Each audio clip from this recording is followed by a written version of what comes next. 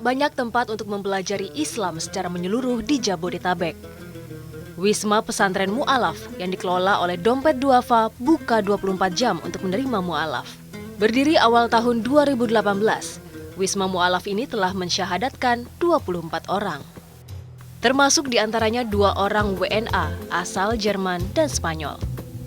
Para mu'alaf mendapatkan pembinaan selama 3 bulan di Wisma, bahkan diperkenankan tinggal.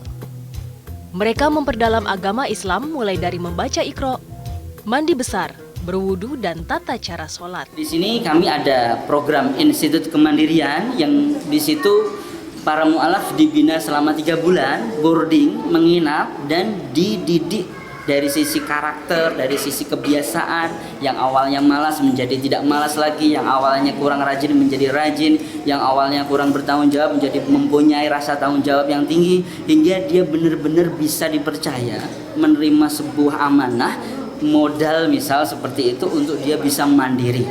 Harapan kami memang mu'alaf yang hadir di Wisma Mu'alaf, mu'alaf yang belajar di pesantren mu'alaf itu menjadi mu'alaf yang mempunyai izzah, harga diri, iffah, malu untuk meminta-minta. Salah satu mu'alaf yang memperdalam ilmu agamanya di Wisma Mu'alaf Dompet Duafa yakni Usniwati. Wati baru 2 minggu memeluk Islam dan merasa lebih tentram dalam menjalani hidup meski sempat dikucilkan. Dan juga udah berapa lama? Alhamdulillah, barokah banget, senang dengan Pak Ustadz. Pak Ustadz Aris, sabar nuntun kita belajar tentang Islam, tentang sholat, semuanya lah. Kalau perubahan yang dirasakan selama sekarang seperti apa? Pasca ya udah banyak. Lebih tenang. Kayak bangga aja, seneng anak-anak juga udah sama kita, sama-sama, jadi semua udah muslim. Sumber anggaran Wisma Mu'alaf Dompet Duafa di Bintaro, Tangerang Selatan ini berasal dari zakat dan infak serta sedekah para donatur. Walau belum lama berdiri sejak awal tahun 2018, kini sumbangan mencapai 1 miliar rupiah. Sampai saat ini, Dompet Duafa telah memiliki 5 cabang Wisma Mu'alaf di seluruh Indonesia, yakni daerah Yogyakarta, Kalimantan Timur, Jawa Tengah, Sulawesi Selatan, dan Riau. Rizky Thorik, Kompas TV, Tangerang. Dari keburukan kepada kebaikan. Nah, ini sangat menarik kita bahas. Bersama kita di studio sudah ada Bapak Ustadz Aris Awi. Assalamualaikum Ustadz. Assalamualaikum warahmatullahi wabarakatuh. Pak Ustadz adalah Koordinator Respon Nasional Pesantren Mu'alaf Indonesia Dompet Duafa. Benar Ustadz ya? Betul. Ternyata di Dompet Duafa ini punya program Respon Mu'alaf Ustadz. Alhamdulillah. Nah, boleh cerita nggak Ustadz ini? Baik. Ini salah satu bentuk hijrah kan Ustadz? Ya, kebetulan hijrah yang di Mu'alaf ini hijrah dari agama non-muslim ke muslim. Nah, ini kenapa Dompet Duafa membuat program seperti ini Ustaz? Baik, bismillahirrahmanirrahim. Assalamualaikum warahmatullahi wabarakatuh. Waalaikumsalam warahmatullahi wabarakatuh. Jazakallah khair, udah memberikan fasilitas kepada pesantren Mu'alaf Dompet Duafa dalam waktu ini. Ingin saya berikan penjelasan bahwa Dompet Duafa di tahun 2008 itu sudah membangun gedung yang namanya Wisma Mu'alaf Dompet Duafa. Oh, sudah ada gedungnya. Dari tahun 2008. Kemudian di 2018 baru kita buka namanya Pesantren Mu'alaf Indonesia Dompet Duafa, tepatnya di 11 April 2018. Jadi tadinya Wisma Mu'alaf itu dari 2008 ya. Sudah ada gedungnya.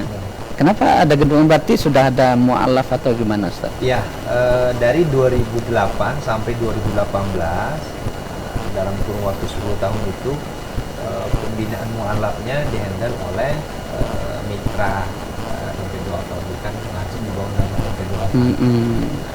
Di tahun 2018, nah baru Dompet Duafa langsung yang menghandle seperti itu. Ya, ini ada kaitan dengan penyaluran zakat ya Ustaz ya? Ya, betul. Karena mu'alaf juga salah satu asnaf ya. Asnaf keempat. Oh, asnaf keempat ya. Alhamdulillah.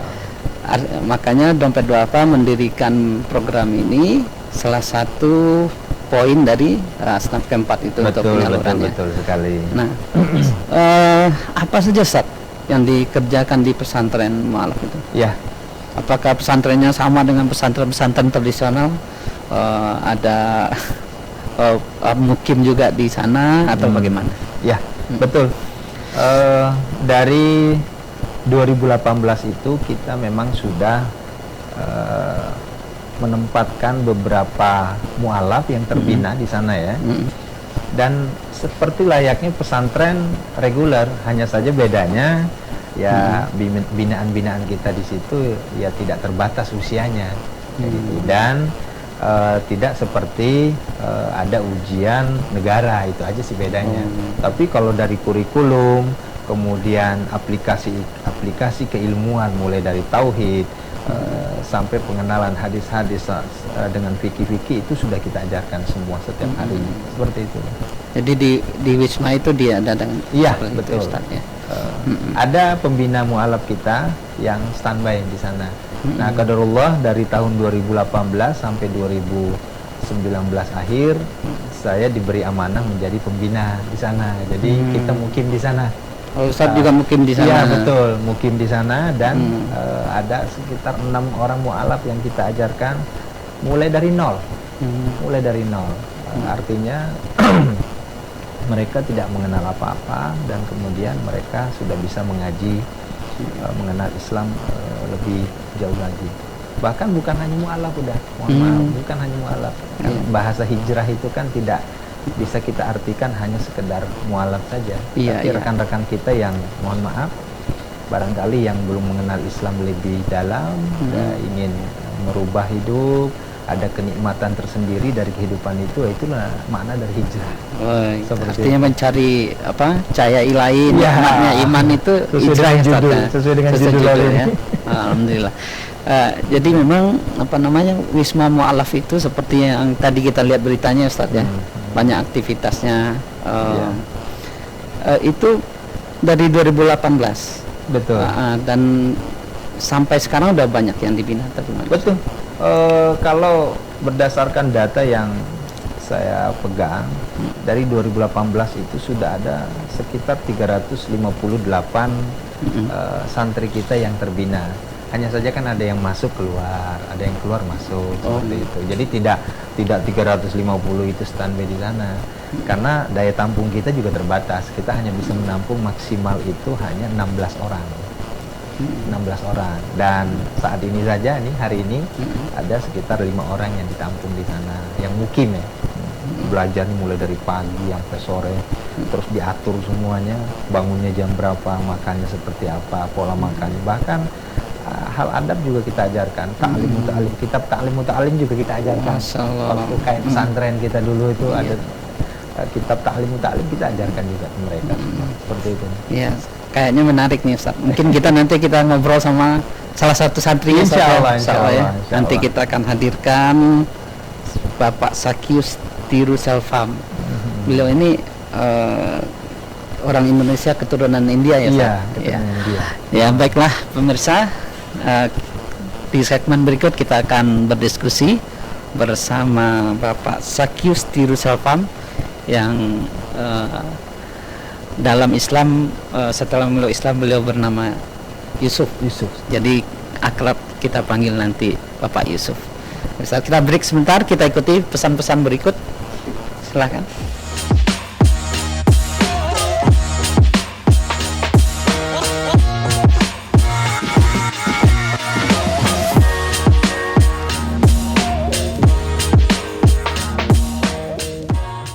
Melafal 2 kalimat syahadat menandai seseorang menjadi mu'alaf. Tanpa penguatan iman, keyakinan baru bisa terusik. Godaan mungkin saja terjadi. Di Wisma Mu'alaf inilah, para mu'alaf kemudian mendapat pembinaan dalam naungan Korps Dai, Lembaga Pelayan Masyarakat Dompet Duafa.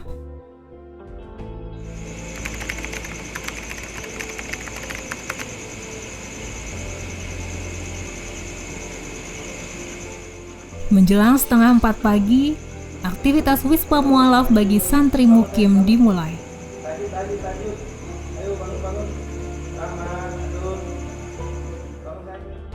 Sholat tahajud, kajian, hingga menanti waktu subuh.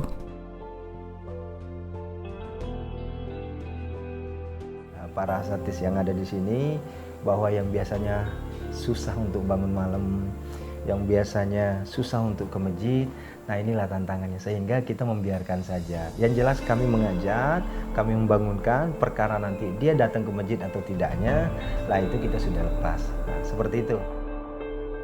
As-salatu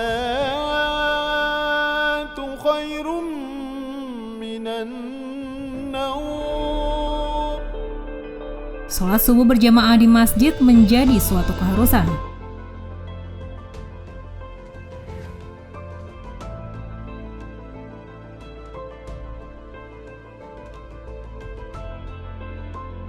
Kegiatan berlanjut dengan membaca almat surat, tahsin, yakni memperbaiki, meningkatkan, dan memperkaya bacaan Al-Quran. Aktivitas rutin sepekan, berlangsung selama 6 bulan. Serta kajian sore, hadis, fikih dasar, selepas asyar. Pemirsa, kembali lagi bersama kami ZTV dalam acara Hijrah Menggapai Cahaya Ilahi. Dalam online talkshow kali ini kita akan berdiskusi dengan salah seorang santri pesantren Mu'alaf Dompet Duafa. Kita panggilkan Bapak Syakyus Tiuselfam atau Bapak Yusuf. Silakan Pak Yusuf. Waalaikumsalam. Assalamualaikum warahmatullahi wabarakatuh. Masya Allah. Silakan duduk, Pak. Gimana kabar pagi ini Pak Yusuf? Alhamdulillah sehat. Sehat ya. Gimana aktivitas ibadah hari ini?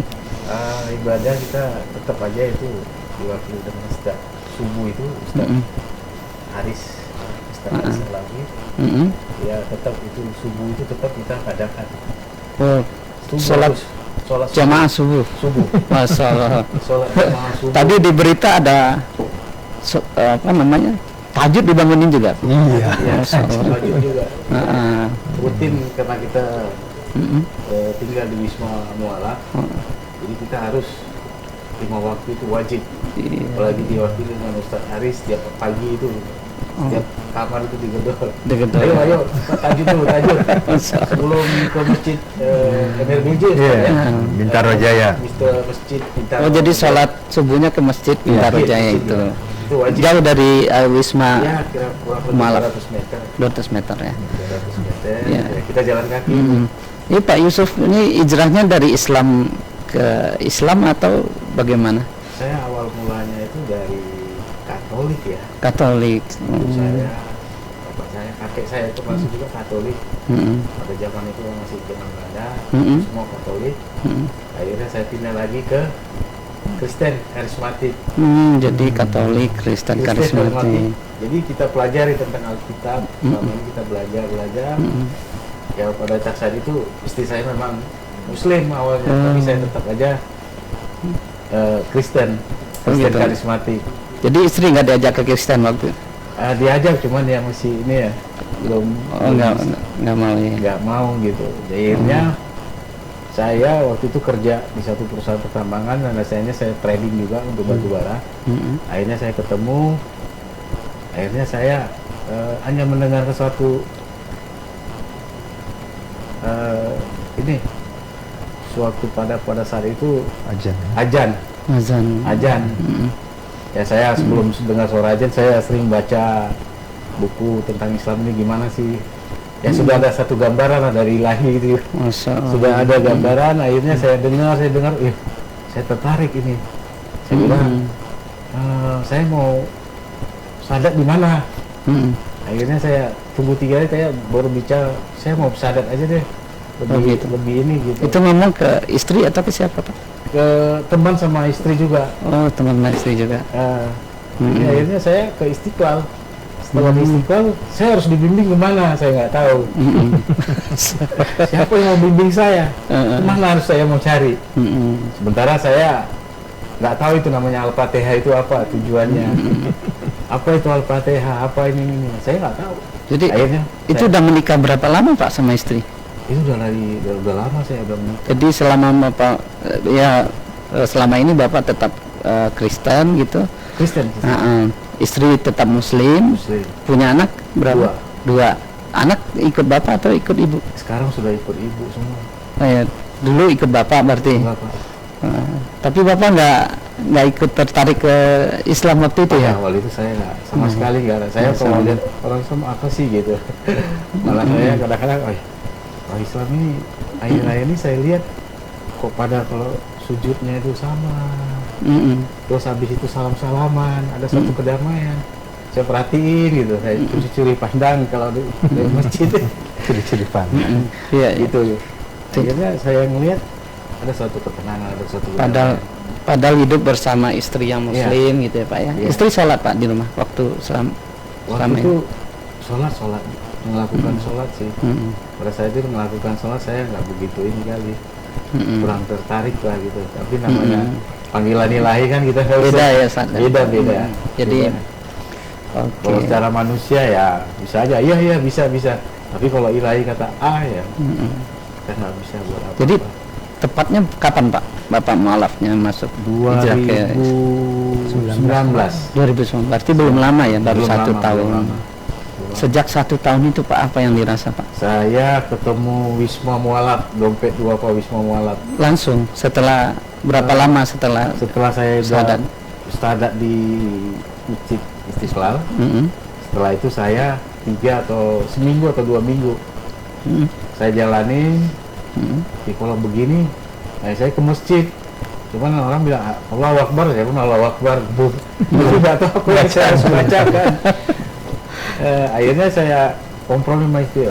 Coba dekat Ciputat hari itu saya tinggal. Tanya. Coba di lot 9 ada itu dompet duafa mualaf.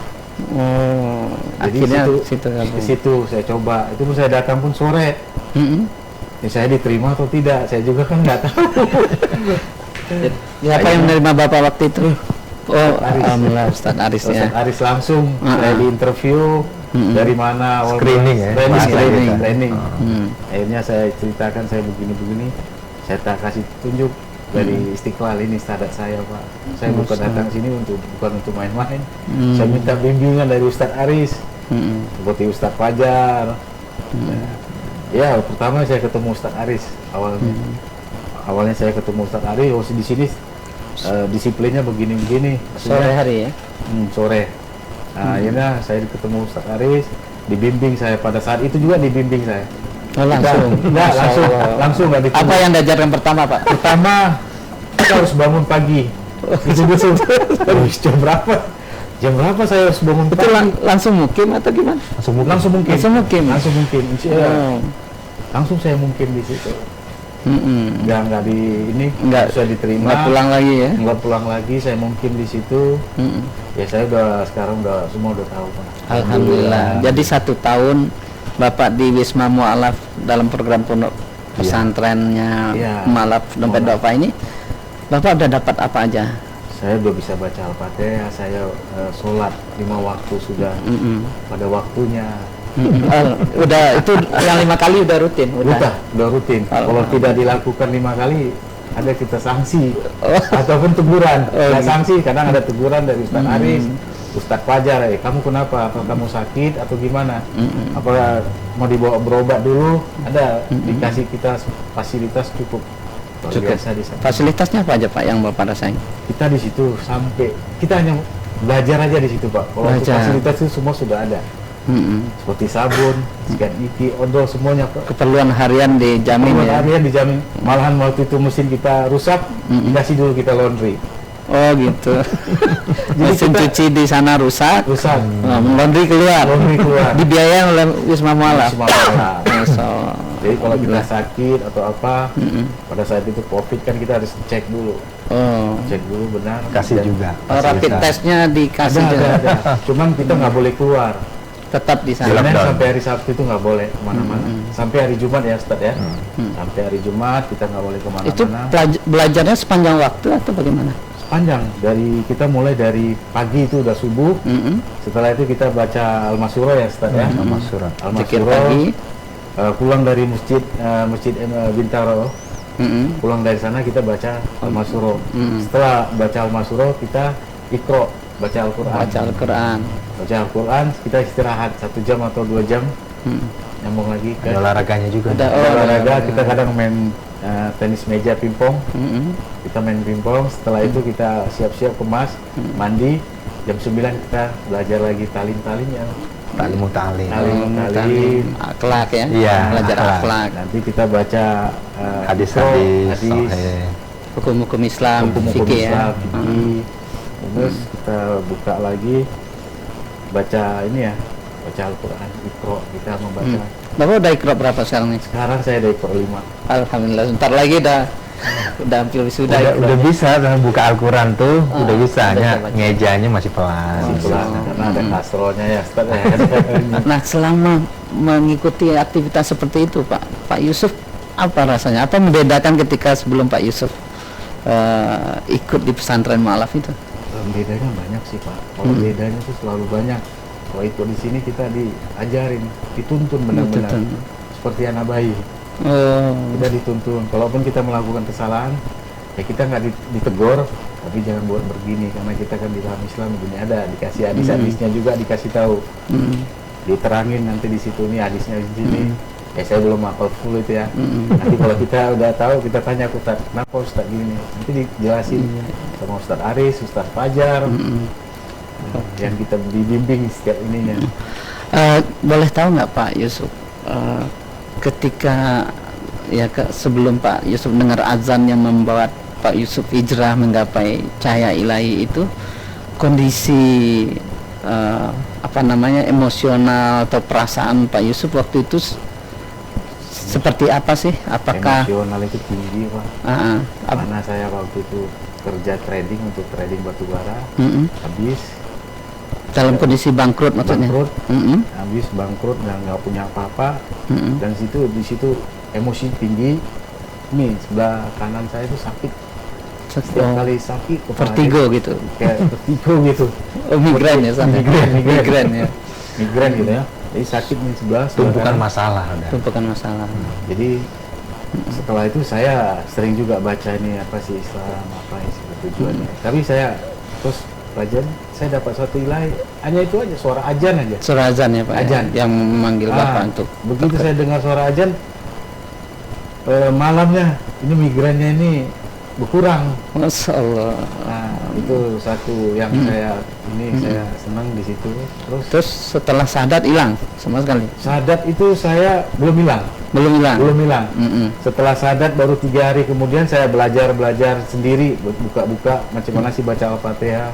Waktu kita rukuk sujud itu apa. Nah di situ mulai saya baca kalau sujud kayak gini tuh belum tahu. Tapi tetap ikutin aja gerakannya Pak. Ikutin aja gerakan. Pergi ke masjid ikutin gerakan aja. Terus akhirnya saya dengar harus baca Al-Fatihah. Jadi saya Al-Fatihah itu udah dibantu dengan ustadz kita ya. Jadi Al-Fatihah itu benar-benar harus di situ harus selama 3 hari kita digembleng terus untuk baca Al-Fatihah. Jadi 3 hari fokus di Al-Fatihah. Al-Fatihah aja. Nanti dengan sendirinya nanti saya ini. Nah ini tanggapan keluarga bagaimana Pak Yusuf? Tanggapan keluarga sekarang, kalau nggak salah Pak Yusuf India keturunan ya? Ya keturunan. Terus keluarga ya Katolik semua? Katolik masih. Katolik. Apa pendapat keluarga dengan hijrahnya Pak Yusuf ini? Ya biasa kalau kita udah hijrah gini kan pasti dia udah masuk, udah muslim dia, udah Islam dia. Wah dia udah mengkhianati kan gitu. Ada resiko udah. Ya kita suatu susah gimana kita tahu. Jadi kita ambil aja Pak, masukkan aja. Nggak kita ini kasih pendapat begini enggak. Tapi silaturahmi masih jalan atau? Masih ada. Cuman kenapa kamu begini, kenapa? Ada aja pertanyaannya ya. Ada yang ngajak-ngajak lagi? Ada mengajak lagi. Kenapa? Kembalilah gitu. Kembali gitu. Kamu kan dulu tekun, rajin gitu. Tapi dari pikiran Pak Yusuf bagaimana setelah ada ajakan itu? Nggak ada terasa ke sana lagi kayaknya. Artinya udah menemukan Ya, inilah yang benar. Kebahagiaan. Islamnya inilah yang benar. Karena di situ udah ada hadisnya, ada yang kita dijelasin, kita diterangin. Ya, dari sisi perasaan pribadi gitu Pak ya. Perasaan Kesannya udah tenang Bapak. udah tenang. Daripada dulu ada uang banyak pun kita nggak ada ketenangan. Sekarang nggak punya uang malah ada ketenangan. Jadi kepercayaan diri. Usia Bapak sekarang berapa? Udah 52 tahun. 52 tahun. Dari umur 51 tahun baru mendapatkan cahaya ilahi itu. Iya, dapat. Sekarang istri muslim, anak-anak dan muslim lagi. Muslim lagi. Nah, berarti anak-anak ikut disadatkan bareng Pak Yusuf atau Enggak. Anak-anak udah disadatkan duluan. Oh, mereka udah dulu. Waktu masih Kristen, si Iskia itu dia udah sekolah. Oh, jadi berarti Pak Yusuf tinggal sendiri waktu itu ya? Iya, saya sendiri. Insyaallah. Terharu. Saudara pemirsa, luar biasa kisah Ini dari bukan- Pak Yusuf. bukan rekayasa. Nggak ada yang maksakan Pak ya? Enggak. Mm-mm. Ini dari lahir. Enggak ada yang maksa, nggak ada yang- Mudah-mudahan Allah memberikan Ya, hidayah amin. selalu dan istiqomah Pak dalam Islam. Pemirsa, sangat menarik cerita dari Pak Yusuf ini. Nanti Kalau kita saya panjang juga cerita itu saya dibuang. Mm. Jadi Bapak dibuang oleh keluarga maksudnya. Ya. Karena saya jatuh, saya nggak punya harga diri gitu. Bapak kecewa dengan itu? Saya nggak kecewa kalau udah ketemu kayak gini, saya udah nggak kecewa, malah saya berjiwa besar. Kenapa saya udah temuin Yang Bapak inginkan, Ya. ketenangan itu sudah ketenangan, dapat udah Pak, ya? dapat gitu. Waktu itu punya uang tapi nggak punya ketenangan, malah hancur, malah di iniin gitu. Nah, sekarang setelah Bapak menjadi Muslim, usaha Bapak apa? Saya lagi coba beberapa ini Pak untuk mau trading lagi, saya mau mulai lagi. Oh, karena spesialis apa keahliannya di situ Pak ya? Itu sama untuk kalau ada renovasi ya kecil-kecil, renovasi rumah, ada beberapa tukang yang lama saya pegang. Oh, Bapak bekerja di developer Developer apa juga. pembangunan rumah. Ada. Bisa juga itu ya. Bisa Ah. saya ambil. Kabarnya Bapak juga apa namanya? Tradingnya di Tanah Abang ya Pak? Ya, trading saya batu bara di Banjarmasin, Kalimantan Selatan. Tapi sempat bermain di garment juga di Garment. tekstil. Itu masih dilanjut atau bagaimana? Saya karena udah di sini Pak, saya fokus dulu di sini. Saya lebih bagus mendalamin dulu kalau Allah ngasihkan jalan yang terbaik, itu yang paling bagus saya rasa sekarang. Ya, jadi saya fokus karena saya udah hancur, dan saya udah mental saya itu udah gimana sekarang pulih lagi kokoh. Iya. Ya, yang udah diajarin ya saya berterima kasih pada Ustadz Aris. Sama-sama Pak. Nah, ya kita pengen dengar cerita Ustadz Aris nih Ya. selama pembimbingan Bapak Yusuf ini bagaimana? Dari mungkin ada kesan-kesan. Ya, sebenarnya udah bukan hanya Pak Yusuf saja ya yang seperti ini. Kisahnya yang luar biasa, inspiratif banget. Mobil khusus sama beliau. Awal mula pembinaan saya sama beliau banyak karakter-karakter yang bertolak belakang justru. Kenapa? Karena ya itu kan oleh-oleh dari sononya ya. Iya, iya. Tapi setelah kita menjabarkan bahwa Islam itu rahmat bagi alam semesta, rahmatan lil alamin, bahwa kita tidak membenci, bahkan di seberang sana pun tidak kita benci. Rasulullah SAW tidak mengajarkan seperti itu. Tapi kita merangkul. Ada sesuatu hal yang tidak sesuai dengan keinginannya, ya kita nggak bisa memaksakan harus seperti itu, nggak bisa. Pelan-pelan. Ya bahkan minggu pertama, kedua, ya kita di sana tuh sering sekali debat debat pembicaraan atau debat pengalaman. Hanya saja intinya kita ajarkan uswatun hasanah. Jadi uswah memberikan contoh yang baik gitu. Nah, di saat kita sudah memberikan contoh yang baik, mereka itu tidak perlu lagi kita tarik, tapi mereka sudah melihat dengan sendirinya. Oh, ternyata guru saya, ustadz saya seperti ini, sehingga dia nurut dengan sendirinya. Udah. Kalau seandainya hanya sekedar omongan saja yang kita sampaikan, tanpa kita buktikan dengan aplikasi di lapangan, nah itu berat itu, nggak bisa seperti itu. Harus sesuai dengan apa yang kita katakanlah. Saya mengajak ke saudara-saudara semua, santri-santri kita untuk istiqomah namanya melaksanakan tahajud. Ya para asatisnya harus bangun untuk melaksanakan tahajud dulu. Para asatisnya harus membuktikan harus rajin ke masjid dulu. Para asatisnya harus membuktikan rajin mengaji, sehingga mereka juga dengan sendirinya ikut gitu. Nggak bisa kita menggiring bagaikan misalnya katakanlah salah satu binatang kita tarik, itu bukan hati nurani yang berjalan. Ya. Bahkan kalaupun misalnya mereka nggak mengikuti, ya kita juga nggak langsung marah-marah nggak karun gitu, nggak, biarin aja, biarin. Nah nanti kalau ada waktu tenang kita datengin ke kamarnya, kenapa bapak nggak ikut sholat, ada apa? Oh saya sakit Ustaz. Nah, ya terkadang mereka nggak sakit bilang sakit karena belum muncul, di hatinya belum muncul. Nah, tapi kalau mereka sudah muncul dengan hatinya, justru mereka yang menunggu kita, para azatisnya, kita baru siap-siap duduk, mereka udah duduk rapi di musola itu. Seperti itu dah. Ya, seperti itu, Masya Allah, luar biasa. Nah, kemudian ada hal juga yang ingat banget saya sama beliau nih. Beliau ini sangat senang sekali untuk memperdalam ilmu-ilmu doa-doa. Ya, banyak sekali. Tadi aja waktu duha sempat dia curhat mas saya, Ustaz, ini saya dapat ilmu ini, boleh nggak dibaca? Oh iya bagus, saya bilang. Itu doa-doa semua itu. Terus ini amalannya seperti apa Ustaz? Oh silakan, lanjutkan saja. Yang betul-betul tidak bertentangan dengan syariat gitu. Dan banyaklah kisah-kisah yang luar biasa sama Pak Yusuf, ada ketenangan batinnya. Kemudian awal mulanya sih repot juga, udah jujur.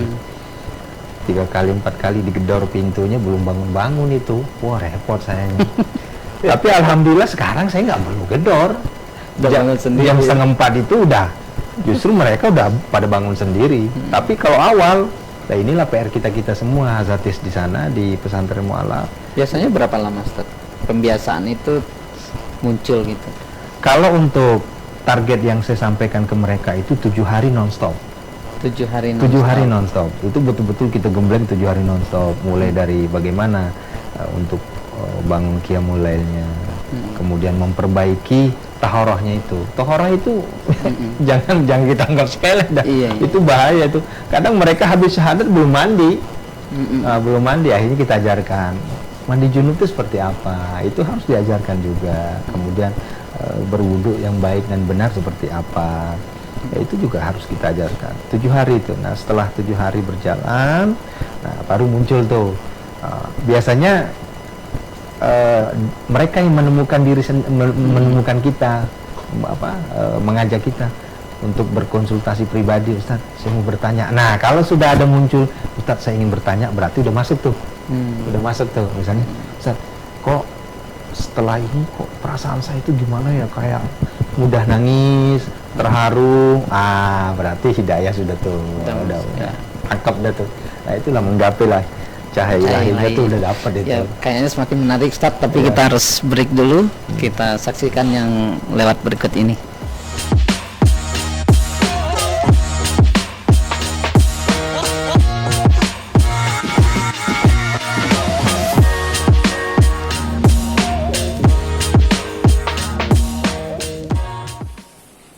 Yang para saksi, insya Allah kita berdoa kepada Allah, mudah-mudahan antum semua yang menjadi saksi, maksudnya saudara kita di Islam yang kafa, insya Allah menjadi saksi kita yang di yaumil akhir nanti. Amin ya Allah. Inilah Islam yang sebenarnya. Amin. Amin ya Allah. Amin.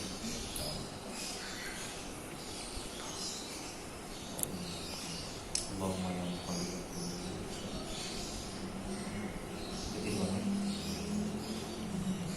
Asyhadu an la ilaha illallah. Asyhadu an la ilaha illallah. Wa asyhadu anna Muhammadan Rasulullah. Aku bersaksi tiada Tuhan selain Allah. Dan aku bersaksi Muhammad adalah utusan Allah. Demi Allah aku sungguh-sungguh mengucapkannya. Allahu Akbar. Al-Fatihah. A'udzubillahi minasyaitonirrajim. Bismillahirrahmanirrahim. Alhamdulillahirabbil alamin. Bismillahirrahmanirrahim. Pemirsa dan sahabat ZTV di mana saja berada, kembali lagi bersama saya Mevil Eka Putra dalam Hijrah Menggapai Cahaya Ilahi online talk show di ZTV. Pada sesi 3 ini kita akan menjawab pertanyaan-pertanyaan yang datang dari pemirsa. Pertanyaan ini kita sampaikan kepada narasumber yang sudah ada di studio pada pagi ini. Pak Ustadz Alwi, ini ada pertanyaan dari Basnas, Sulawesi Tengah. Salam hormat guru Ustadz Haris Alwi dari Stefanus, staf Basnas. Insyaallah. Ya, jadi saya sampaikan salam dari beliau. Waalaikumsalam warahmatullahi wabarakatuh. Ya. Dari Malik Al-Fatih, ya, juga ada sampaikan salam. Ya, banyak banget salamnya Ustaz ya. Masya Allah. Alhamdulillah. Nah, kemudian pertanyaannya Pak Yusuf, untuk Pak Yusuf ya, dari Malik Al-Fatih.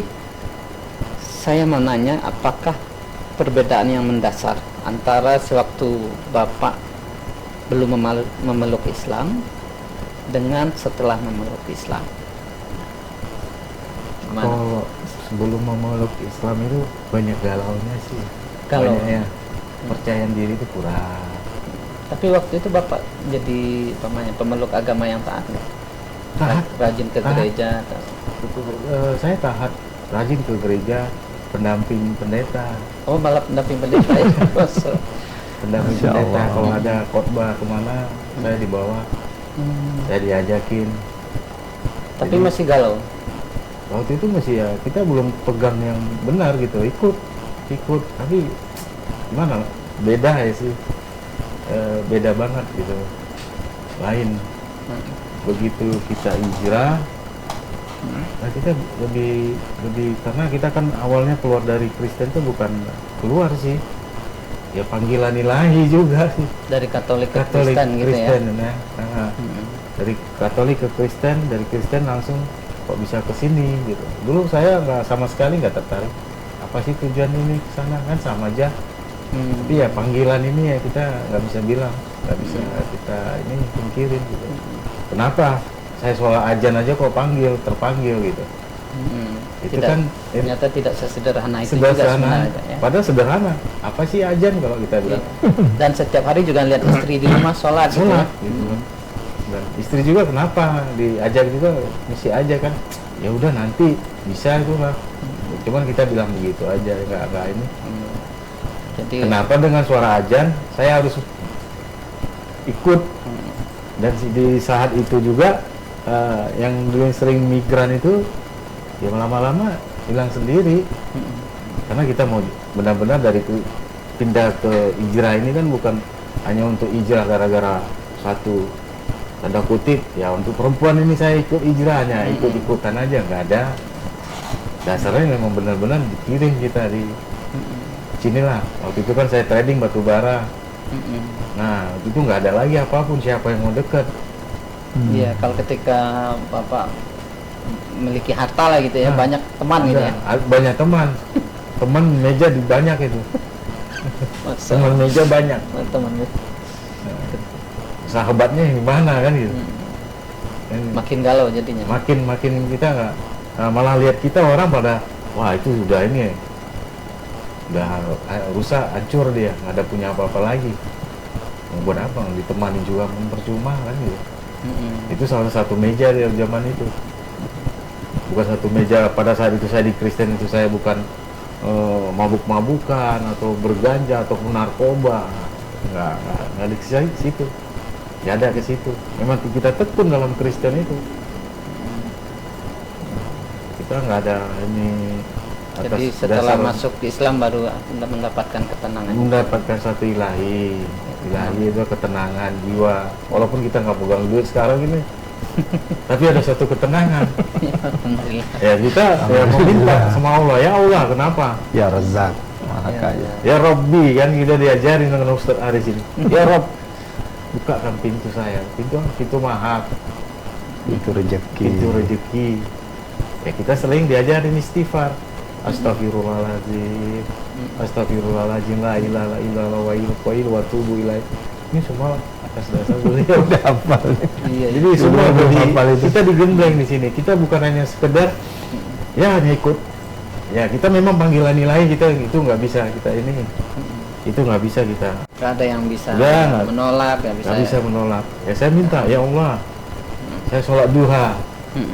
Setelah kita pagi udah subuh udah selesai, kita dikasih waktu 1 jam, ayo sholat duha.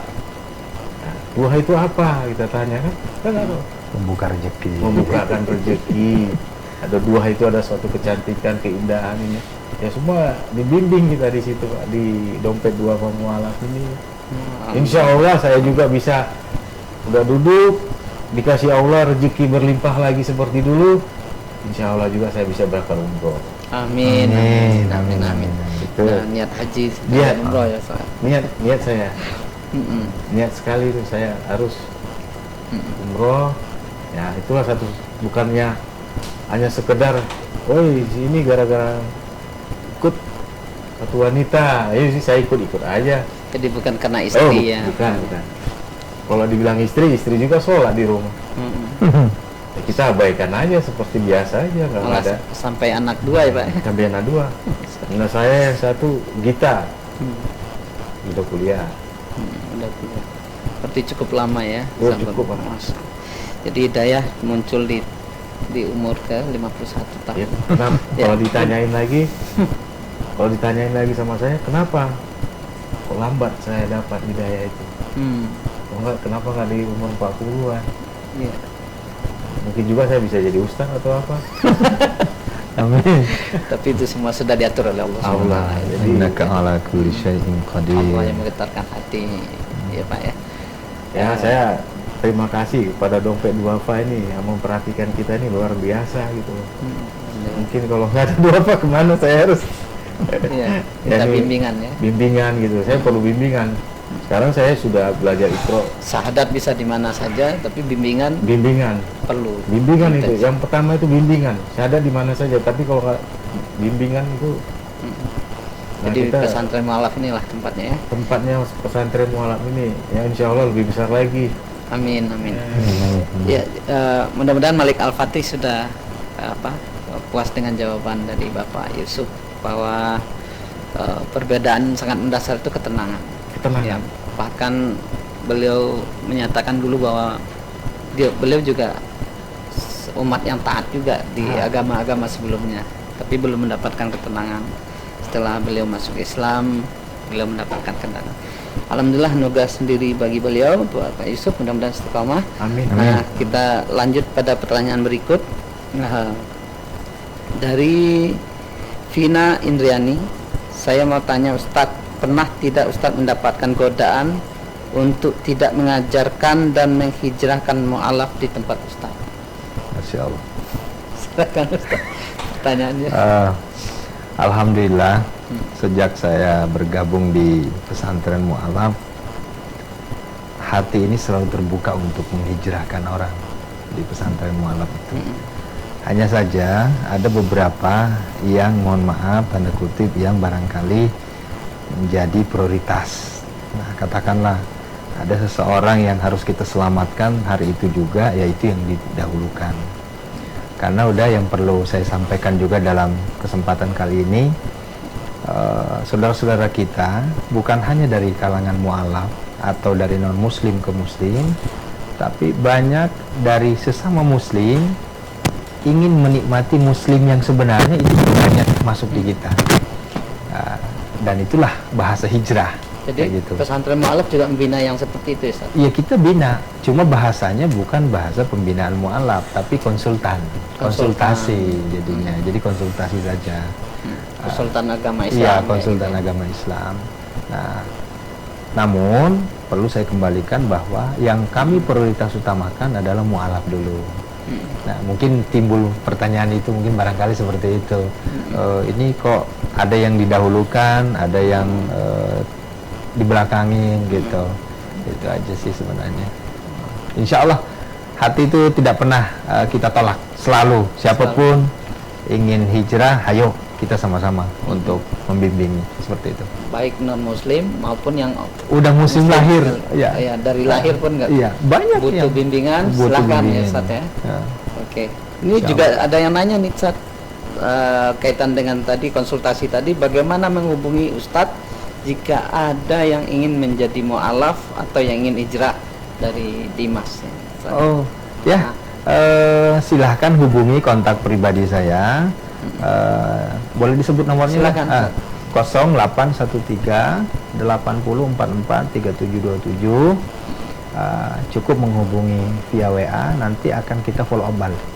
Jadi kita akan menghubungi telepon balik, apa keperluannya, apakah biasanya ingin syahadat atau pembinaan atau ingin mukim, insya Allah akan segera kita. Nanti nomor kontaknya ada kita lihatkan di Iya. di tayangan ini. Ya, silakan. Mudah-mudahan pemirsa bisa menghubungi Ustadz Alwi kapanpun dibutuhkan untuk Insyaallah. pembinaan untuk hijrah insyaallah dan Insyaallah. konsultasi agama Islam. Insyaallah. Ada juga pertanyaan lain Ustadz Ya. untuk Pak Yusuf ini. Dari Krishna Malik, sejauh apa Bapak sudah mempelajari Islam, terutama untuk sholat dan surat-surat pendek? Surat pendek, surat Al-Ikhlas, Al-Anas, Anas, sama Al-Falaq. Al-Falaq, Udah hafal. Al-Fatihah udah pasti ya. Alif Lam Mim juga aku udah mulai ngapal juga nih. Alhamdulillah.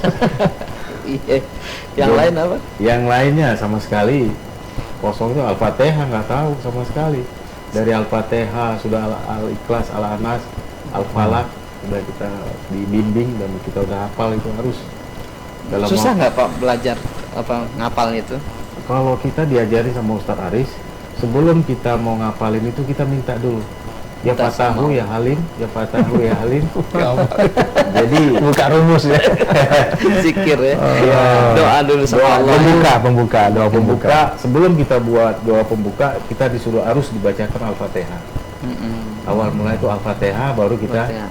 ya fatahu ya halim, yang membukakan ini Bukakan pikiran, pikiran kita, daya ingat melancarkan ya. daya ingat kita biar bisa berdialog sebahasa Arabnya lebih sempurna gitu. Itu kan ini Pak ya, berat Pak ya. Dari bangun pagi bahkan tahajud malam, nggak pernah sebelumnya di agama sebelumnya kan nggak seperti itu. Kalau dibilang berat ya berat Pak. Mm-mm. Itu hanya diharuskan Ustadz Aris 3 hari harus saya ini ada suatu training bagi kita yang udah di ini Pak, harus bangun selanjutnya seminggu sana ke depan atau 2 minggu harus sendiri. Sekarang gimana rasanya? Masih berat atau? Oh rasanya kalau nggak bangun subuh kayaknya rasanya Kayak sayang hutan, banget. kayak Oh, hutan. udah kayak menjadi Balik. kebutuhan ya. Jadi suatu kebutuhan bukan kewajiban, jadi kebutuhan. Jadi Nah, kebutuhan. alhamdulillah ketemu. Jadi kebutuhan yang nggak ditutupin nanti itu Enggak. nggak ada di kan istilah-istilah yang diterapkan ada sebagai Ustadz bisa dikodokkan katanya kan. Kodok itu. Jadi kita nggak ikutin bahasa yang begitu. Ya kita harus wajib. Wajib itu ya nggak jangan. Iya, Nanti kebiasaan. Pokoknya saya satu ke kantor, aduh Pak saya terlambat. Kenapa? Kan gitu. Saya terlambat karena tadi sholat. Nggak mungkin terus begitu. Besok-besok lusa saya dipecat. jadi Pak Yusuf dari tadi saya lihat kalau bercerita tentang apa namanya, tentang proses itu agak meneteskan air mata. Sebenarnya Saya nggak tahu karena saya menjalani kehidupan ini ya agak ada gelapnya gitu loh. Terakhir kalau ke hijrah sini, kenapa nggak dari tahun umur 42? Kenapa nggak ada yang dulu ya? jadi haru Pak ya, haru, Haru gitu. senang banget ya. Jadi saya tersingkir, nggak ada punya kebutuhan, nggak punya apa-apa lagi. Jadi saya tuh kadang-kadang datang ke tempat bapak, saudara ini, abang saya, ya, ada apa? Ya, ini, jadi suatu pertanyaan yang, Iya. loh kok begini? Iya, kalau dulu nggak begitu ya. Nggak begitu, pintunya terbuka besar-besar, Terbuka, ya. belum datang pun dengar suara kita aja, ntar lagi dia datang harus makan apa ya? Nah setelah Bapak lulus di pesantren ini ya, anggaplah lulus artinya sudah menguasai basic ya, dasar-dasar dari agama Islam. Itu apa yang Bapak akan lakukan Pak setelah ini? Saya mau memperdalam lagi agama Islam itu sejauh mana sih? Terus berdalam. Mendalam lagi saya harus bisa baca Al-Quran. Harus. Karena saya nggak mau setengah-setengah, nanti saya juga jadi setengah. setengah. Jadi setengah ini kan Iya. repot Pak. Kalau Iya, memang kita ikut di dinas si Rotol Mustaqim ini, ikutilah jalan saya yang lurus. Itu semua bimbingan semua dari Ustaz Haris sih nggak bisa kita ini. Jadi janganlah, ini bukan suatu tempat yang untuk kita meminta. Kita meminta, kita melaksanakan, kita kerjain. Itu suatu bukan kewajiban, jadi suatu kebutuhan bagi pribadi saya sendiri gitu. Jadi kalau memang itu panggilan ilahi, ya silakan kita kerjain. Iya ya. Alhamdulillah. Alhamdulillah ya, saya ada di dompet dua mualaf ini yang banyak saya dapat. Ya, jadi bisa Bapak memberikan apa namanya semacam tips atau kesan lah kalau seandainya ada saudara-saudara atau teman-teman yang proses awalnya kayak Bapak itu ragu atau galau, apa yang harus dia lakukan? Silakan Pak Yusuf dari pengalamannya mungkin bisa berbagi. Ya kita manusia ya, pasti ada satu ya kenapa harus pindah itu memang ada terserah. Tapi karena itu adalah panggilan ilahi, kita nggak bisa ini, kita nggak bisa membilangkan dengan kata-kata karena itu udah kuasanya Allah, bimbingannya Allah kepada kita. Jadi ya kalau kita sudah masuk ya tekunin, belajar, istiqomah. Ustaz Arif itu setiap kali istiqomah. Sejak apa arti istiqomah? Istiqomah continue. Jadi astagfirullahaladzim, setiap hari pagi setelah sholat subuh istighfar. Astagfirullahaladzim. Iya. Jadi kita minta ampunan sama Allah. Kita minta ampun kesalahan kita, dosa kita. Itu kita diterapkan di situ. Jadi sesuai dengan apa yang keinginan saya gitu dari dulu. Kalau saya duduk di Islam ini ya sungguh-sungguh lah. Jangan ya harus banyak merendah, harus banyak kita ya kalau memang orang itu kasar kita ya ampunin dia. Jadi di banyak dia belajar memaafkan ya. Maafkan. lebih damai. Ya. Iya, Ustadz Alwi ini kan Ustadz koordinator respon nasional ya Ustadz. Ini respon, apa bedanya Ustadz? Apa respon itu ngapain aja Ustadz? Ya respon itu artinya segala sesuatu yang berkaitan dengan kebutuhan mualaf di luar dari gedung Wisma Mualaf. Jadi ada yang di luar gedung juga yang dibina? Justru lebih banyak kan di luar gedung. Kalau di dalam gedung kan itu kan hanya ada 5 sampai 7 orang paling itu yang banyak. baru-baru ya? Yang artinya yang mukim. Tapi di luar dari mukim ya ini tanggung jawab kita semua. Nah, kenapa ada bahasa nasional? Karena alhamdulillah kan hari ini kita ada 4 cabang. 4 cabang? Ya. Manado, Sulawesi Utara ya. Kemudian Cianjur, kemudian Alor, kemudian Riau, Pekanbaru. Nah, pusatnya di Bintaro itu pusatnya. Jadi pesantren mualaf Indonesia Dompet Duafa. Jadi bukan lagi hanya sekedar pesantren mualaf doang, tapi Indonesia. Kenapa? Karena ujung ke ujung sudah nih. Dan mohon doanya mudah-mudahan ketika insya Allah Allah masih memberi kita rezeki yang berlimpah, Dompet Duafa juga terus dikasih amanah oleh umat. Ya tidak menutup kemungkinan nanti tahun depan juga akan ada cabang-cabang yang lain.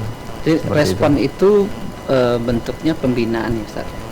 Pembinaan, jadi respon itu ada 2 kategori. Ada respon yang betul-betul turun langsung ke lapangan, ada respon virtual. Oh, virtual. Nah, contoh misalnya ada kejadian beberapa malam lalu, ada salah satu masalah di Semarang. Itu kan saya secara fisik kan nggak mungkin bisa datang ke sana. Iya. Nah, kita virtual saja, kasih masukan gini. Beda judul kalau seandainya ada masalahnya di Bogor yang tidak jauh dari rumah. Itu tengah malam juga kalau memang udah insidentil ya udah langsung kita turun, langsung emergensi itu langsung turun. Tidak peduli kita itu akan berhadapan sama siapa di situ, ya kita langsung turun. Jenis responnya apa sebenarnya? Oh, mohon maaf, banyak sekali masalah respon itu ya. Mulai dari sisi pengamanan diri sendiri ya, si saudara-saudara kita yang baru bersyahadat. Kan rata-rata habis syahadat itu kan 80% kan dibenci oleh keluarga. Ketika sudah dibenci oleh keluarga, ada yang sampai sudah sampai adu fisik, ya itulah respon kita. Ada juga pengusiran yang tidak memiliki tempat tinggal, ada juga pemutusan mata rantai haknya, harta, mobil segala macam diambil semua, itu juga sudah sering. Ijazah juga kadang diambil. Kadang ijazah, sampai ijazah saja itu diambil. Nah, kita udah di luar dari keluarga, udah ijazah kumpulin diambil semua. Mending kalau hanya sekedar ijazah. Berbentuk fisik saja kadang diambil, mobil, pembagian harta warisan itu keluarin. Itu bukan keluarga lagi itu. Nah, itulah fungsi kita respon di situ. Responnya itu artinya mendampingi, Ustaz. Mendampingi. Iya, mendampingi. Supaya dia tidak merasa ketika dia masuk saudara saya mana? Gitu loh maksudnya, saudara saya karena mana? dia udah kehilangan saudara. Iya. Jadi dapatlah saudara baru di Muslim, secara lembaga dia diayomi ya, Ustaz. Iya, kita hadir. Sistem. Dan yang paling banyak yang paling banyak saya tangani akhir-akhir ini terkait dengan perceraian. Perceraian banyak sekali ditangani. Setelah berbeda agama, penggugatannya itu banyak sekali. Dan alhamdulillah di pesantren kita ini sudah ada beberapa orang yang tadinya ingin cerai rujuk kembali, alhamdulillah. Dengan wasilah doa-doa kita ke mereka, dan kita sampaikan secara nalar, ini masuk akal nggak kira-kira nih, terima. Bahkan tidak menutup kemungkinan yang tadinya berbeda agama, setelah si suami ini sudah muslim, ditarik. Ada seperti itu juga. Dan sebaliknya juga ada. Ini konsekuensi. Ada juga yang setelah muslim dan dibina di pesantren Mu'alaf ditarik ada juga. Ada 3 orang sudah tuh yang sudah keluar. Dan kita juga nggak bisa memaksakan, itu kan karena kemauan. Pak, setelahnya ada keputusan ya, Ustaz. Keputusan ya? sudah. Keputusan pribadi ya. Bisa termasuk mereka masuk ke Islam itu kan keputusan pribadi, bukan dipengaruhi oleh karena ada lembaganya ini, Ustaz. Betul. Pribadi. Iya. Jadi luar biasa lah, mudah-mudahan pesantren Mu'alaf ini bisa lebih berkembang lagi ke depan. Pemirsa ZTV, pada tadi kita sebelum masuk ke segmen 3 itu kita menonton sebuah video pengsyahadatan ya, Ustaz. Betul, itu saya. Ustaz bisa cerita syahadat siapa yang disahadatkan? Masya Allah. Beliau ini namanya Bang Jos ya. Saya panggilnya beliau Bang Jos Patarani. Asli Ambon. Beliau juga pernah menjadi seorang kalau bahasa di sana pemuka agama lah, agama sebelumnya ya. Kemudian saya ditelepon salah satu sahabat kita, Pak Ustadz minta tolong disyahadatkan. Saya bilang, udah matang belum nih? Masalahnya nih kan track recordnya nih yang mantap ini. Kita agak ngeri-ngeri sedap juga nih. Nah, pas beliau langsung berbicara sama saya, siap, sudah matang. Resiko siap, resiko dibenci, resiko dikeluarin, resiko ya semuanya siap. Ya udah, hari itu juga berbarengan sama salah satu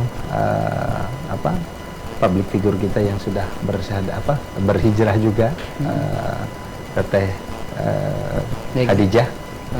Alhamdulillah, Teteh Khadijah. Dulu nama beliau Peggy Melati Lukman. Dan beliau menyaksikan, Nah, Bang Jos ini ketua KADO. Saya nggak tahu singkatnya KADO itu. Yang jelas beliau adalah komunitas ojol, driver ojol Nusantara. Jadi kelasnya udah kelas nasional beliau. Nah, beliau ketuanya. Nah, alhamdulillah setelah disyahadatin langsung proses-prosesnya. Ada proses hitan, ya itu langsung. Hari itu juga kita nggak menunggu waktu. Jadi sebelum syahadat itu memang di screening, Ustaz. Artinya tidak ada pemaksaan. Memang sudah siap dengan resiko lahir batin. Betul. Terutama itu yang kita sampaikan, resiko lahir batinnya. Ketika nanti sudah syahadat, maka tidak menutup kemungkinan akan ada muncul hal-hal seperti ini. Misalnya anak, istri, tuntutan segala macam. Saya sudah siap, Ustaz. Ya udah, bismillah kalau begitu. Itu semua ya, Ustaz? Semua yang mau syahadat.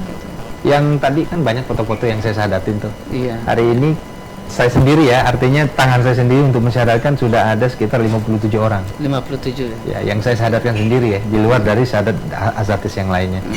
Ya, kayak Pak Yusuf kan bukan saya yang syahadatin. Oh, cuma Ustadz yang menerima pertama doang ya? Iya, kalau yang saya syahadatin sendiri sudah 57 orang dan itu bermacam-macam itu.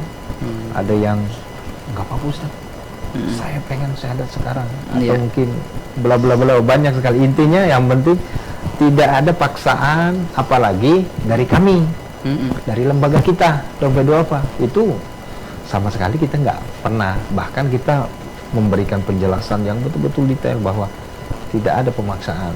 Di Al-Quran kan jelas, la ikraha fiddin. Jadi tidak ada paksaan. Jadi yang datang ke pesantren Mu'alaf ingin mendapatkan bimbingan itu atas kemauan sendiri. Betul, kemauan sendiri. Dan sudah siap mental dan risiko yang dihadapi setelah itu ya Ustaz. Itu satu paket itu. Satu paket ya? Satu paket itu. Jangan hanya mental doang. Ada hitam di atas putih juga Ustaz? Ada. Oh. Tanda tangan di atas materai. Ada deh. Tanda tangan di atas materai. Jadi tidak langsung, oh saya mau syahadat, langsung disyahadat ya? Kita pertama prosesnya ada namanya konsultasi prasyahadat. Oh, prasyahadat. Jadi konsultasi prasyahadat. Nah, qadarullah itu juga di bawah tanggung jawab saya respon. Jadi kita konsultasi dulu apa alasan mau syahadatnya. Kan muat A, B, C sampai Z itu. Macam-macam tuh permasalahannya tuh. Nah, nanti kita rumuskan lagi. Nah, oh ternyata kayaknya ini bukan faktor A atau faktor B yang menyalahi aturan. Udah langsung. Tuh. Ada juga yang kita tahu lah Ustaz. Ada juga yang kita tahu udah. Kenapa? Nah, misalnya tiba-tiba dia ngajuin pensyahadatan di kami, di kita. Nah, qadarullah kita kan ada Persatuan Pembina Mu'alaf Indonesia. Nah, alhamdulillah saya bagian dari itu. Pengurus. Ya kita linkkan dulu, ini udah syahadat belum nih di antum semua? Wah itu udah syahadat, oh di saya juga udah syahadat nih, oh di saya juga udah syahadat. Berarti ada yang berkali-kali. Nah kalau berkali-kali kayak gitu biasanya saya stop dulu. Itu apa Ustaz? Alasannya modus atau bagaimana? Modus saja itu. Modus.